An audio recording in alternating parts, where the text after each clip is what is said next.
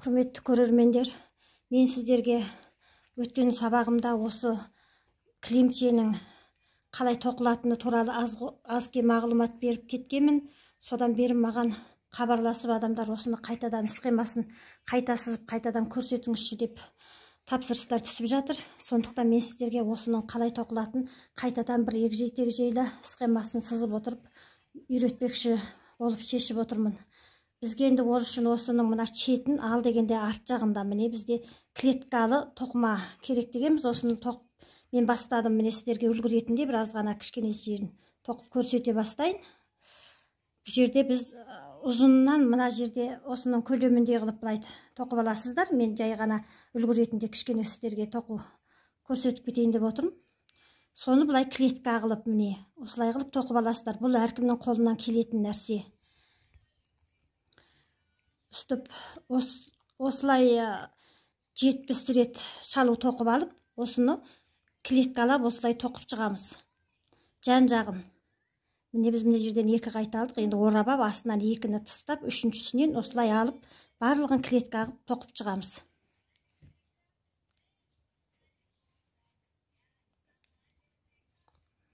Бұл біздің мына кілемшеміздің түгін осының бетіне тоқитын болып отырмыз. Сондықтан астыңғы жағын осылай клеткалап, жан жағын квадрат өлшемде барлығын тоқып шығамыз. Міне соңына дейін мен клеткалап осылай тоқып келдім. Енді бұланы екінші қайтасына бұлай жүреміз. Міне жерден міне 4 қайта алып ап, бір ораймыздағы міне бұлай шығарып аламыз. Міне бір орағанымызды бұлай шығардық.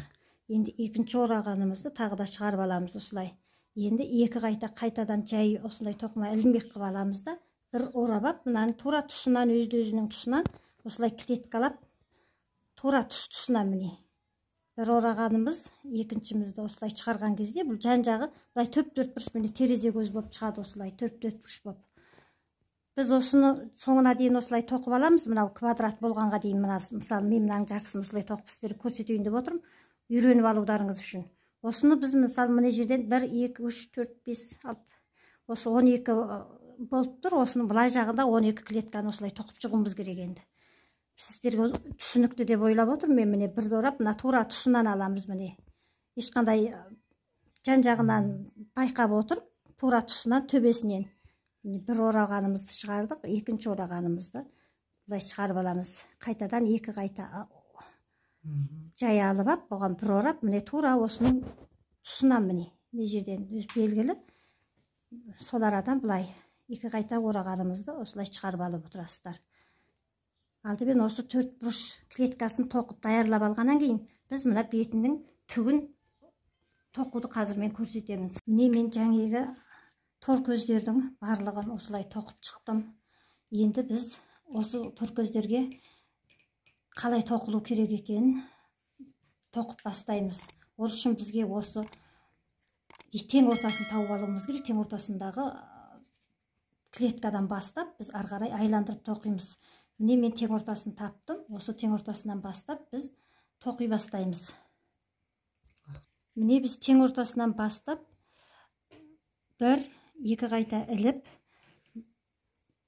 біздімізге бір қайта орап ап, қайтадан сол алған жаңағы тең ортасынан алып отырған жерімізден міне 3 қайта, бір жерден 3 қайта осылай аламыз. 1 қайта, міне 2 қайта алдым, мен 3-ші қайтасын осы арадан аламыз. Мен сіздерге қағазға да схемасын жақсылап сызып қойдым. Сол схема бойынша да мен үйретіп отырайын. Өйткені сіздерге түсінікті болу үшін.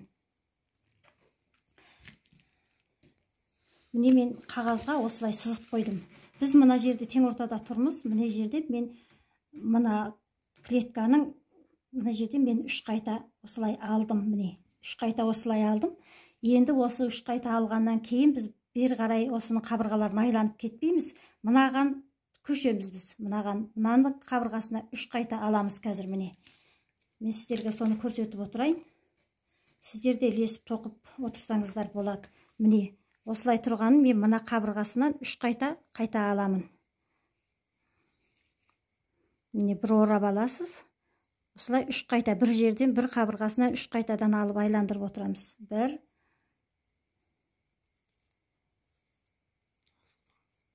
2 3 қайта алдым. Екінші қайта міне тағы да мына клеткамызға қарай, мына қабырғасын 3 қайта алдыңыз. Енді мынаны біз 3 қайта тағы да аламыз. Жанындағы қабырғасындағысы міне. Біз мына қабырғаны 3 қайта аламыз қайтадан. Мына бұлай орап алып отырғанды байқап отырсыздар ғой, міне. Осылай. 1 2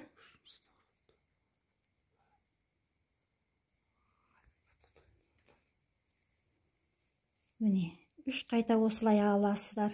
Енді қайтадан біз міне схемаға қараңыздар. Біз мынаны енді бергі қабырғасын тағы да осылай 3 қайта аламыз. Міне осылай бергі қабырғасын 3 қайра аламыз.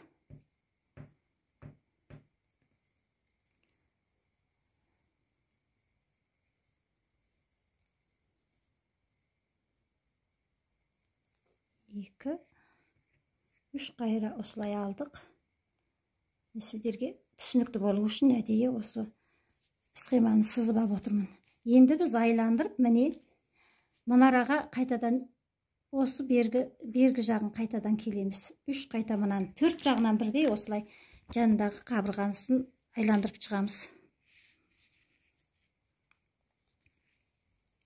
Сіздерге анық көрініп тұрған болар, міне осы 4 бұрыштың 4 жағында біз айландырып келдік, міне. 2 3 қайта алдық. Міне біз осылай міне жерден мына сияқты міне бетіне былай түгі сияқты болып шықты. Енді біз осыны міне жаңегі бастаған жаңегі бір дегенде ортада тұрғанға қайта айланып осы ортаға келеміз. Бұдан тағы да былай 3 қайтара міне жерін алып аламыз енді.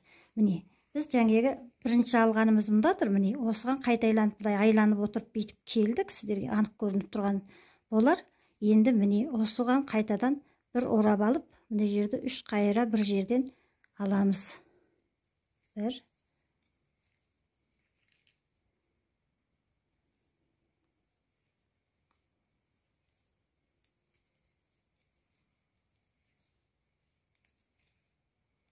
міне 3 қайтара алдық. Енді қайтадан біз мына схемаға қараңыздар. Міне біз енді мына жеріне қарай кетеміз. 1 2 3 деп осыны былай айландырып, бүйтіп міне. Бүйтіп айландырып, бүйтіп айландырып, бүйтіп айландырып кеп жаңегі ортамызға келеміз. Жаңегі ортамызға кеп, оны тағы да осылай 3 қайра аламыз. Осының барлығын осылай міне жаңегі сияқты әр қайсысынан 3-тен осы клеткалардың әр қабырғасын үстіп айландырып, міне бүйтіп айландырып отырып кеп, осылай біз тоқимыз. Бүйтіп айландырамыз, қайтып міне мынаған келеміз. Әр қайсысынан 3-тен осылай міне. Біз мына бедеріміз шығып отырған, мынаған келдік міне. Осыраға келгеннен кейін жібімізді үзіп аламыз да, екінші түрлі жіпті осырадан бастаймыз. Міне біз жаңегі мына схемада, тура схемадағы бойынша осылай барлығын былай тоқып шықты, міне. Мынаны 4-еуін былай айландырып, бүйтіп тоқып, мына жерден келгенде жіпті бір-біріне қосып, жіптің ұшын үзіп, үзген ұшын арасына кіргізіп осылай тоқтаттым. Енді біз жасыл жіппенен екінші қайтасын тігеміз. Ол үшін міне жерге схемаға қайта оралайық. Міне жерден бастап біз жасылды бастаймыз. Жасылдан бір жерден былай 3 қайта аламыз. Қайтып мына жағына кетеміз. 3 қайта, мынаған кетеміз 3 қайта. Осылай біз қуалап отырып, міне бүйтіп 3 қайта кетеміз. Қайтып былай 3 қайта кетеміз. Мен сіздерге бәрін сызайын, сіздерге түсінікті болу үшін міне қарап отырасыздар. Бүйтіп қайтадан былай ортаға келеміз. Міне жерде 3-еу былай айландырып, осылай жалғастырып енді тоқи бересіздер. Мына схема өте анық көрініп тұр ғой, сіздерге де анық деп ойлаймын. Осылай өздеріңіз сызып жасап алсаңыздар да, міне былай ортаға кеп, қайтып мына айланып осылай 3-тен бүйтіп орап тоқып отырасыздар ғой. Міне жерден келгенде осыны мына четке шығармаймыз, осылай үш қайта осыларға іліп кетеміз. Міне чатасып былай қарай кетіп қалмаңыздар. Осы мына арасынан бірде-біреу қалмауы керек. Мына біздің сызықтарымыздың барлығын осылай айландырып тоқып шығуымыз керек. Міне бүйтіп барлығынан үш қайтадан осылай орап отырып, барлығын осылай тігіп шығасыз. Сонда біз мына сияқты бедер болып шығады. Міне бұл жасылды біз екі қайта айландырамыз. Мұнараға келгеннен кейін жіпті бір-біріне үзіп аламыз дағы екінші қайта тағы да жасылдан тоқимыз. Міне мен бірінші қайтасын тоқып алғаннан кейін осы екінші қайтаны осылай тағы да жасылменен бастайсыздар. Міне жасылмен қайта бүйтіп тоқи бастаймыз. Міне жасылменен осылай бүйтіп тоқимыз, қайтып мұнараға келеміз. Осы араға келген кезде біз мынаны бері қарай кетіп қалмаймыз, мынаның үшін шығарып кетеміз былай қарай. Міне бүйтіп сыртқа қарай мынаның тұсында болғандықтан осының тұсын біз бақылап отыруымыз керек. Осы арадан чатасып кетпеңіздер. Міне біз осылай қарай жалғастырып отырамыз. Үш қайта бүйтіп мынаның шеті осылай болып тұру керек. Міне әрқайсысынан үш орап отырып бүйтіп тоқимыз. Қайта бұлай келеміз.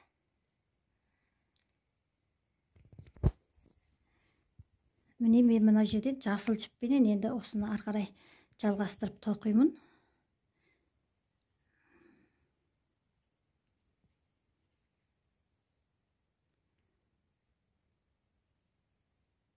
Екі қайта алып алыңыздар осылай. Қайтадан бір ораймыз. Міне сіздерге көрініп тұру үшін мен сізді анықтап былай неметіп қояйын. Үш жерден үш қайта алып аламыз. Жіптің үшін қосып тоқып кетуіміз керек, өйткені жалбырап қалмас үшін жібіміздің үшін қосып тоқып жібереміз.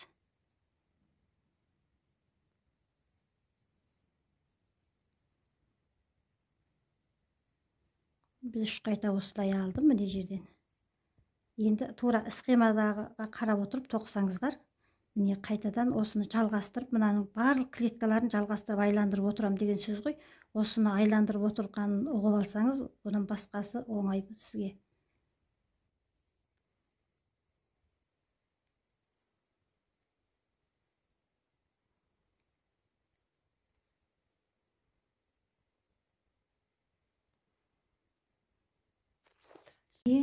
Біз енді жаңегі мына жасылды тоқып алдық. Міне мынаған қарап отырсаңыздар, бүйтіп міне жасылды бірақ мен айландырып ішкі жасылын тоқып шықтым бір қатарын. Бұны біз міне жерге қарап отырсаңыздар, міне толық әдемі болып түседі. Екі қайта жүру керек болып отыр. Міне бір қайтасын былайын жүріп шықтық. Енді бүйтіп келген екінші қайта жасылын жүргеніңізде өте ыңғайлы, әдемі болып көрінеді.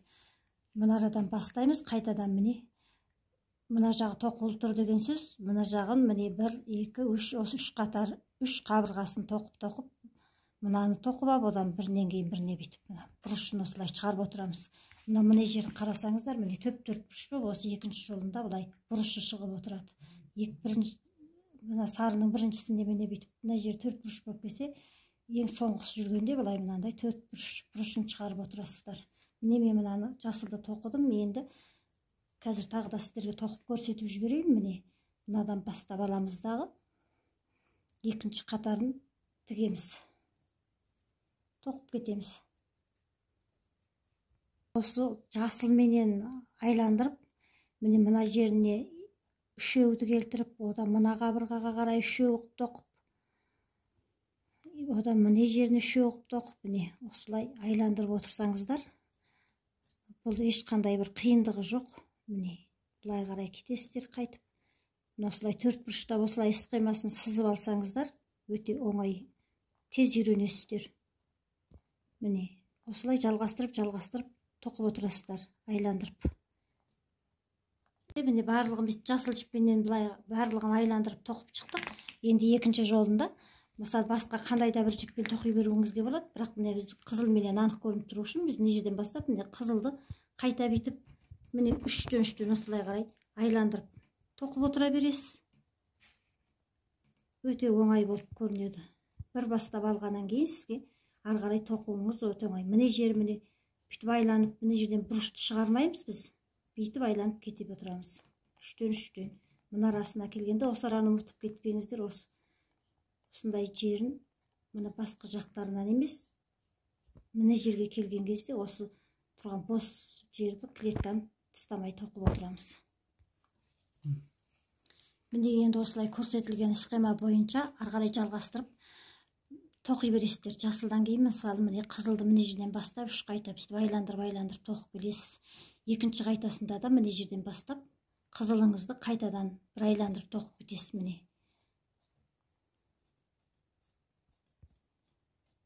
енді осы сізге ұнап, осын енді үйреніп жатсаңыздар, осы каналға тіркеліп, қоңыраушаны басып, осы сабақты сақтап алыңыздар. Сақтап алып, осы каналымыздың ары қарай да таралуына үлес қосып, өз ой пікірлеріңізді қалдырып отырыңыздар.